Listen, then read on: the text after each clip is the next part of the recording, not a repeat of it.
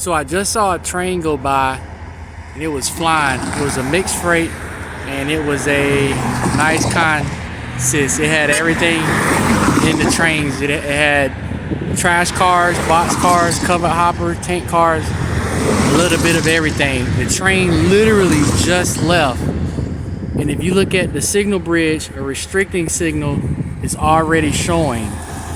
So that signal is telling me if I was directly behind the train, proceed at restricted speed, half the range of vision, not exceeding 15 miles per hour.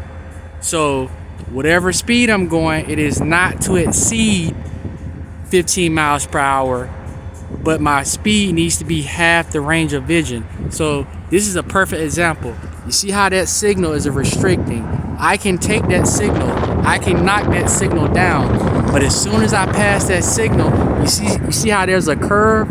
I need to have my train under control at a speed that will allow me to stop my train half the range of the vision that I can see. So if that's 5 miles per hour, if that's 2 miles per hour, if that's 6 miles per hour, whatever that speed is half the range of vision, not exceeding 15 miles per hour, because there could be an obstruction in the track. The managers could be testing. They could have put a stick man up in the track. If I hit anything on the track, taking that signal, I am at fault because I am not proceeding at restricting speed. But that signal is a restricting. And I would imagine it popped up to restricting because another train is stacked by the dispatcher. So as soon as that train went by and cleared, the restricting signal popped up. So I would imagine it's going to upgrade to a better signal as soon as the train that just passed gets out of the block. Looks like that's a local sitting waiting. It's two GP 40-2s with a lot of high queue box cars. So if I had to take a guess, I would say that that's some type of local, because those are two GPs which are general purpose locomotives. Yep, I said it. The signal upgraded to approach. That signal is saying proceed, approaching the next signal, being prepared to stop at the next signal. Trains exceeding medium speed must immediately begin reduction to medium speed as soon as the engine passed that signal. So if we was a train coming down the tracks and we knock that signal down, as soon as the train goes over that signal, we take it, we gotta immediately reduce speed to 30 miles per hour. But that's why you have to physically know where your territory is, because if I knock this signal down, it's saying I have to proceed prepared to stop at the next signal.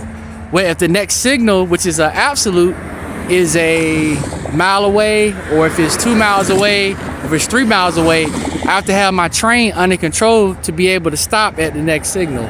So if I got on a train and ran this line and never operated over it before, if I took that signal, I would have no idea where is the next signal. Say like I had a 12,000 ton train, there's no way. I have to be barely creeping because I wouldn't know where the next signal is. So that's why you have to be qualified on a piece of territory. So if you're working a zone, you're working between 2 points, you're qualified on that territory.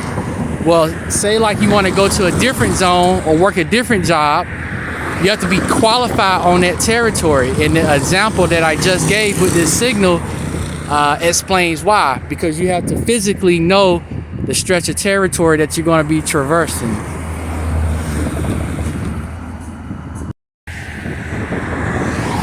And adding to what I just finished saying, when the train that just cleared gets out the next block, I would suspect that this signal is going to upgrade to a clear.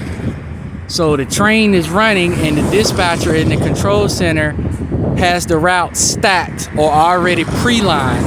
So as the train is running down the line, the signals are automatically relining, upgrading for the next train that's coming. And sure enough, the signal just upgraded to clear signal. This signal is saying proceed, maximum authorized speed for your train. So if this line was good for 60 miles per hour, you could go 60. If this line was good for 50 miles per hour, you can go 50. But you gotta remember, if in that curve there was a 45 mile per hour permanent reduced speed, or if it was a 10 mile per hour temporary reduced speed, you have to account for that. So even though the train has a clear signal, he's thinking, oh, I can blast through here maximum speed. I have to know what's going on with my territory. So if I'm coming on the main line through here, I see a clear signal, proceed, but I know I have to operate my train according to the timetable. And if there was a 45 mile per hour reduced speed in that curve, I have to make sure that I'm following that. So I just can't blast off through here going 60. If I had a small short train, yeah, that would be considered running hot. So if I'm running hot, I'm shooting through here, and then as soon as I get midway in the yard, I go into dynamics and I jam on the dynamics, and then as soon as I come through here, I grab some air and do a nose stand and nose dive into it. That's what the old heads used to do. In my earlier years, they used to run hot. That's called running hot.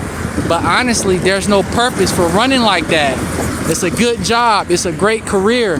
It's high pay. Why would you run like that and potentially hit a permanent reduced speed hot?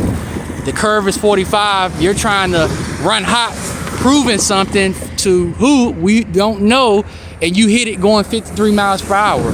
And then what's so bad, you jam on the brakes, and that's what make ERAD flag. That's what sends the email to the road foreman that, hey, at this location, the engineer was going notch 8, notch 6 to idle, then he grabbed 20 pounds of air, something's wrong. So then that's when they would investigate, they will pull the records, they'll go download the engine, and you'll probably be hearing from them. It may not be today, it may not be next week, but they had a certain amount of days where they could go and charge you with something, and that would be speeding. But I remember in my earlier years, they had it where if you self-reported, the penalty would not be as severe as if you did not say anything, you just tried to cover it up and kept going. But I'm gonna hit it. I walked again to the Walmart and I saw the train go by, and I explained these signals to all of my viewers, and I appreciate the support, and we'll catch you later. I hope you enjoyed my storytelling, because I really enjoyed it. Thank you.